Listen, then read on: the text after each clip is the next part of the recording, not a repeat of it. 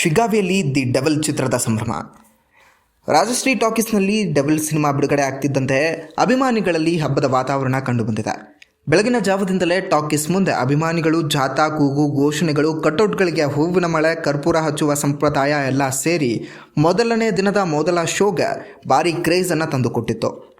ದರ್ಶನ್ ಅಭಿಮಾನಿಗಳು ಟಿಕೆಟ್ಗಾಗಿ ನಿಂತವರಿಗೆ ಉಪಹಾರವನ್ನು ವಿತರಿಸಿ ಸಂಭ್ರಮವನ್ನು ಮತ್ತಷ್ಟು ಹೆಚ್ಚಿಸಿದರು. ಜೈ ಡಿ ಬಾಸ್ ಅನ್ನುವಂತಹ ಘೋಷಣೆಯಿಂದ ವಾತಾವರಣ ಕಂಗೊಳಿಸುತ್ತಿತ್ತು. ಶಿಗ್ಗಾವಿಯಲ್ಲಿ ಡೆವಲ್ ಚಿತ್ರ ಯಶಸ್ವಿಯಾಗಿ ಆರಂಭವನ್ನು ಪಡೆದಿದ್ದು ಮೊದಲನೇ ಶೋಗೆ ಭಾರೀ ಜನಸಂದಣಿ ದಾಖಲಾಗಿತ್ತು.